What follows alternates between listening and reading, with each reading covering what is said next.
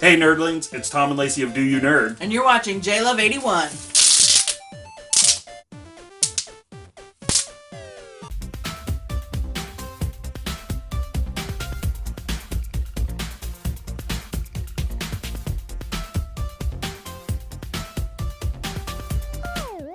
Hey everybody, it's your girl J-Love 81. What's going on, guys? So today we are going to be discussing 80s toys we owned that we wish we still had. So let's get started.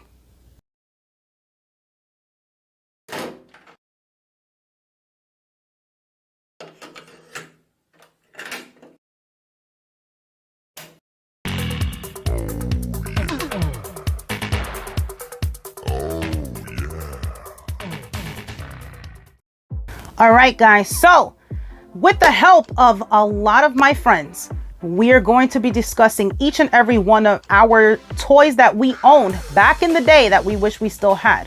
So we are pretty much concentrating on people born between 1977 and 1984. That is the cutoff. So don't worry, guys, if you were born before or after that, it's okay. We're going to do a lot more segments on 80s stuff. So it's going to be pretty much bounced between myself and Do You Nerd. This is an idea that myself and Lacey of Do You Nerd have been discussing for a long time. We're 80s babies. We wanted to do many other subjects of the 1980s. 80s is my favorite era. And yeah, this time we only concentrated, and the reason for that between 1977 and 1984 is because we wanted people to actually remember more or less of those toys. Specifically that year, but it's any 80s year toy. So don't get me wrong, just because they were born in 77 to 84, it could be a toy from 88, you know what I'm saying, 89. But we are going to have much more discussions and topics that will include the other years as well. So during a conversation with myself and Do You Nerd, we were talking about back in the day when we were kids. We were talking about how cool it was, the 80s toys, you know, cartoons, movies, music, all kinds of stuff. And Lady Lacey actually came up with this idea, thinking it would be a great idea for a video, and I totally agree with her. So we are going to be discussing other topics, and I'm going to be flipping back and forth between Do You Nerd and myself as far as these topics. So with that being said, let's flip it over to Do You Nerd. Well, hey nerdlings. Hello, nerdlings. Thank you, Jen, for having us as part of this collab to talk about toys we had when we were kids that we wish we still had. And wait a second. Here in the toy room, seriously, there's a toy that you had as a kid that you do not have in here? There are. Is that even possible? When I was a child, I had a Punky Brewster doll. I had this cute little doll. Some of her clothing was real, and some of it was like her shirt and her shoes and socks were all actually part of the doll. But then she had like an over tank top and an over vest on, and then blue jeans. She always had her little skate key necklace on. I was fascinated by that skate key necklace. I always wanted to be just like her. Punky. Growing up, I watched the Punky Brewster movie. Wait, what? At least I thought it was a Punky Brewster movie. There was a movie with Soleil Moon Frye in it, and my little brain just connected the two. Take one young girl who knows how to live What? Low room service? with Punky Brewster's Soleil Moon Frye. Are you trying to destroy me? I'll take that as a yes. You ruined my life. And she basically was Punky Brewster's character, but it wasn't Punky Brewster. So the funny thing is, even though I absolutely loved this doll, I don't have quite the Punky Brewster attachment or connection other than the doll. We were at a flea market and I found a Punky Brewster doll, and I got super excited until I saw she was naked and her hair was a rat's nest, and they only wanted $10 for her, but that still wasn't cheap enough for me to buy her the way she looked. Oh, Punky. For me, didn't always have a whole lot of toys as a kid, but I did have the Captain Power Phantom Striker. Okay, first of all, Captain Power, it was a TV series that I literally never watched. The toys, though, basically light gun toys, and they went with these VHS tapes. I think you could actually use it on the show as well. There was a sensor in the toy that would give you points for how many hits you got or how many hits you took. You took too many hits, it's pretty cool. You'd get ejected out of your jet, like the toy. It had an ejector and it'd pop you out. That's cool. You could also use these toys as like light gun games if someone else had the toy as well. None of that matters. because I just want that jet. Sleek, aerodynamic, lots of straight angular lines, that solid black with those red accents. It had a handle on the bottom of the jet when you could actually hold that handle and fly it around, and you don't have this big hand, or little kid hand I guess, on the jet itself flying it. And the name Phantom Striker, come on! Like, how much more 80s can you get with this thing? Cool jet, looks like the A-Team van, light gun game in there somewhere, Phantom Striker, Captain Power. Wow, that actually does sound pretty cool. I kind of want to play with that now. Power on. Well, thanks again, Jen, for having us on this collab. Cannot wait to see what other people used to have that they wish they still had. So we'll see you next time, Nerdlings. Bye!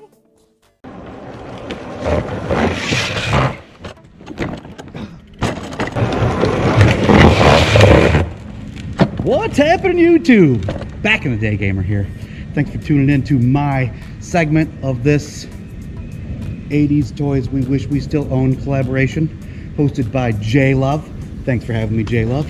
Now, when I thought about this, I had to put a lot of thought into it, because being a 43-year-old impulsive child, anytime I stumble upon a toy or video or memory of a toy I had from back in the 80s, I buy it.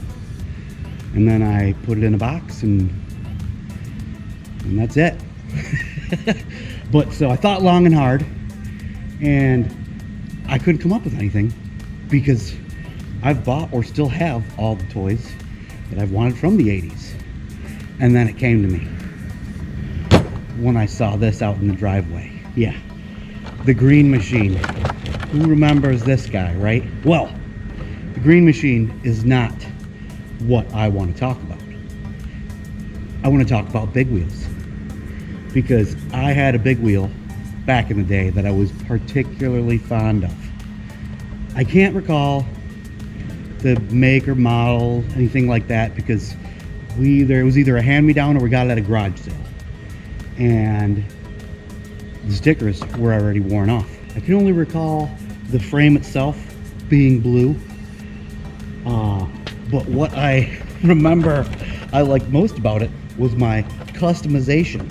Now, on the handlebars, it had grooves to simulate handlebar grips, but they were just grooves. I had cleverly taken a black permanent marker and drew little buttons on them. What? And that was where I had the rocket launcher and the turbo boost and the smoke screen, the eject seat and all that stuff. Yeah! Because, you know, when you're younger, you had an imagination before life crushed your soul and forced all that stuff out of your head. But when J Love asked me to be a part of this collaboration, and I had to think, I had a lot of fun going back, putting thought into actually being a kid. I really, really miss my big wheel. I wish that maybe it's still in my mom's garage. Let's go find out. Thanks for tuning into my segment. Thank you, J Love. Everybody have a good time. I look forward to everyone else's submission. Till next time, keep it retro.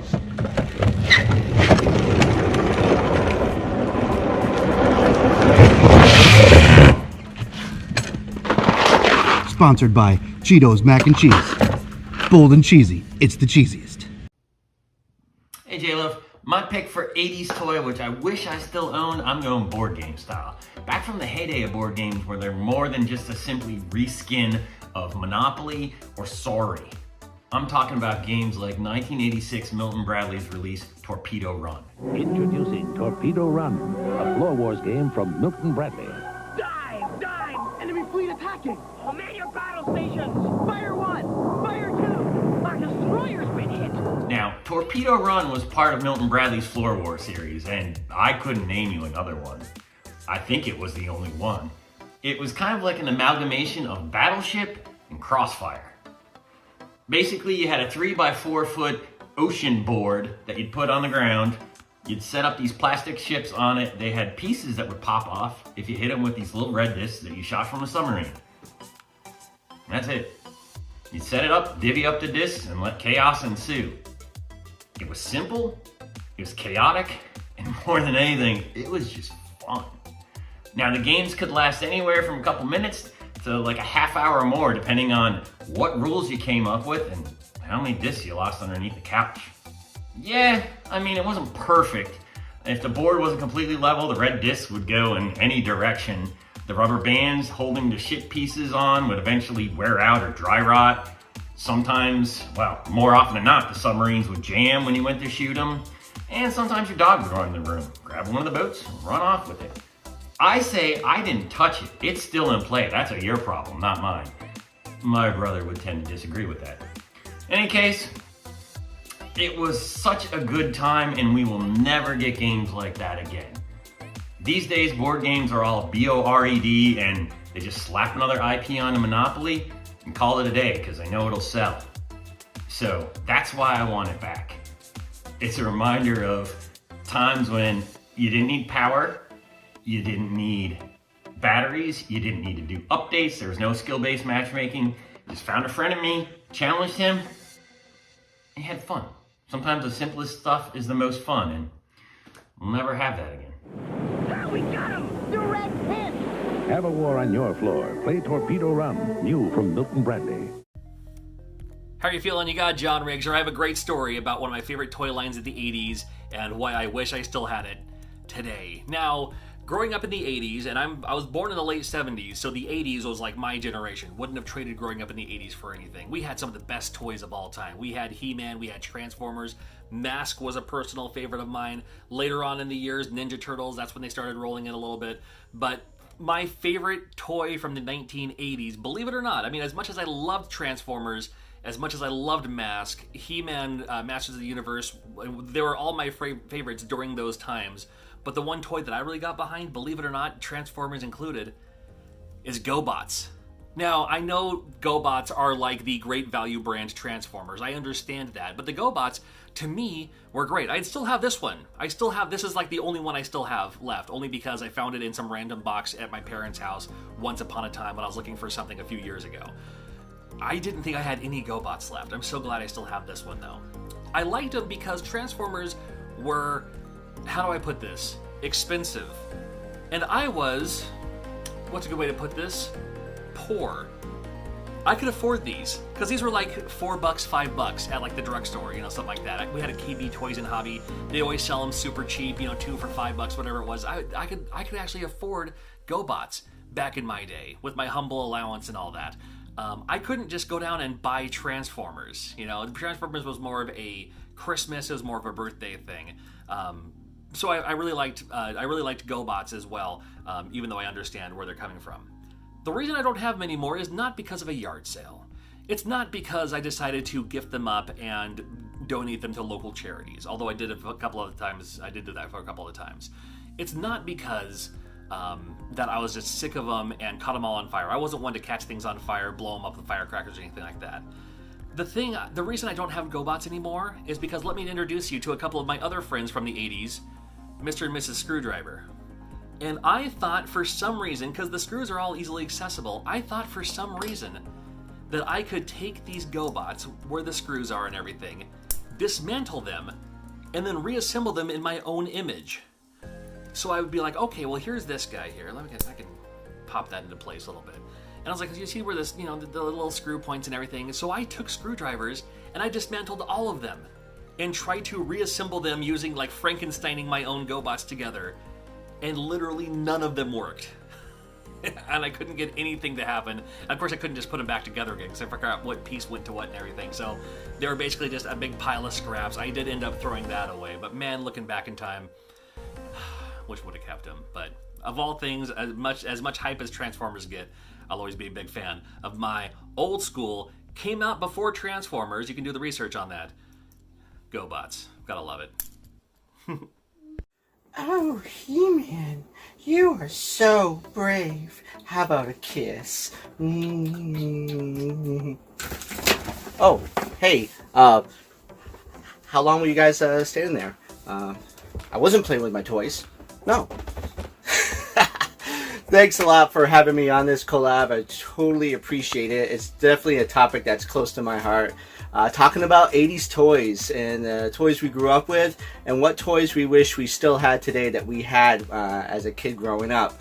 Now, as you can see, I was sitting here with my He-Man and Tila, and I have other figures from my childhood still. These are from me growing up. I found these in my parents' attic, and I know I had a lot more, but I couldn't find them all. But these are the ones I could find. But the one toy that I wish I still had from that set was my Castle Grayskull. Now, you might remember back this December when I did my Christmas special. At the last episode, I played a little bit of audio from the Christmas when I got my Castle Grayskull. And that was one of the best Christmases ever. And I used to use that Castle Grayskull, not just for He-Man, but my G.I. Joe figures. It would become a fortress for G.I. Joe to defend or attack in some cases. Sometimes it would be the Cobra base. So I would cross play with all of my toys. G.I. Joes would be fighting with He-Man and vice versa. But that Castle Grayskull was always the center point to every imaginative adventure that I could come up with. It was so big and massive, at least to me at the time, being a little kid. I thought it was the greatest thing to ever have. Now they've released the He-Man figures in these new retro style. My wife got me these. They were in my Easter basket along with my sweet treats. So yeah, she got me these, and I know there's other figures they've released, and I believe they might have even released a Castle Grayskull, like a new one or something. I'd have to check on that, but it would be nothing like the original Castle Grayskull. So as a childhood, I wish I still had my Castle Grayskull. I always thought I still did, but I can't seem to find it, and my parents have no idea what happened to it. So definitely Castle Grayskull. Thanks for having me on, and back to you. What is good, my Pack Rats? Pac-Man Case, J Love, thank you so much for letting me join in on this 80s nostalgia fun. Oh my goodness, toys that we wish we still had from the 80s. I instantly go to this one that I had the hardest time remembering its name, and I did a bunch of research for it, and it's called the Computer Warriors. It was a toy line put out by Mattel in 1989. I'm more of a youngin' probably on this list, so I just squeaked in on some of these 80s toys. But the Computer Warriors was such a silly concept. Basically, a computer makes its own defense system because viruses are going to attack it, and it creates computer warriors, these little 1-inch or 2-inch characters. They had the same design, almost like VR troopers in their modeling, but these guys hid in inanimate objects. So like a soccer ball or a calculator, or my favorite when I was a kid was a Pepsi can that opened up and ended up being a little ship that you could fly around. But basically these computer warriors are there to defend themselves against the evil viruses that also reside in like a calculator or a pencil sharpener. And they open up, and it was a little bit of the craze of the Transformers at the time, but they changed it to make it be their weapons or their bases, which was kind of their spin on it. And to this day, I always thought that was such a cool concept, to open up this soccer ball and it's like a Gatling gun inside, or to open up this Pepsi can and have something flying around. So that would be it. That would be my pick, would be the Computer Warriors of 1989 as a toy line I wish I still had. J-Love, thanks so much for letting me be part of the list, and I'm excited to see what everybody else's picks are. Later. All right, guys, the toys I owned that I wish I still had. Color forms. Yes, guys, I loved color forms. I used to have a whole bunch of them. They were so much fun for back in the day. So pretty much what it is you get this plastic thin board, and it's a smooth board, and then you have these vinyl pieces, different shapes that you put on the board. You could create different scenarios. It actually sticks to the board, and you can stick it on and off there and as many times as you want. So for example, I had the Smurfs. That was one of the backdrops. I had the Smurf village, and then all the pieces were the Smurfs, and you can put them in different places on the board. It's like you used your imagination back in the day. It was awesome. I had Rainbow Bright. I was a Rainbow Bright fan. I had the background, all the Rainbow Bright characters. I also had, this is the kind of stuff they had, Rainbow Bright herself and her friend Twink, and you can dress them. So yes, Rainbow Bright was the board, and it had different pieces that you could stick on as far as outfits, hats, boots, all kinds of stuff. The same with the Cabbage Patch Kids. The Cabbage Patch Kids had The same exact thing. They were two of them, a boy and a girl on a board, and you had to stick different outfits on them, dressing them up. It was so much fun. I also remember having the Wuzzles. The Wuzzles was a cartoon back in the 80s. It was like they were like hybrid animals, and they had wings, and just a really awesome cartoon. If you watched it, let me know in the comments down below if you know what I'm talking about. But they also had a color form, and I had the background, the different characters from the Wuzzles. It was so cool. I'm trying to remember what else I had. Those are the main ones that I remember having though. Those right there. And when I started looking these up on eBay, it brought a smile to my face. It brought me back. I definitely want to pick that up someday. They are so much fun. So that's what I remember from back in the day. Definitely puts a smile on my face. I don't know what happened to all my original color forms, but I would love to have them back someday.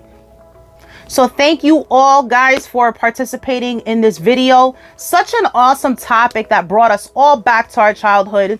Let me know down in the comments below what 80s toys you grew up with that you wish you still had. And everybody that was in this video, their links will be in the description down below. So check each and every one of them out. So many awesome people. I want to thank all of you guys as well. And don't forget to promote positivity. I'll see you guys later.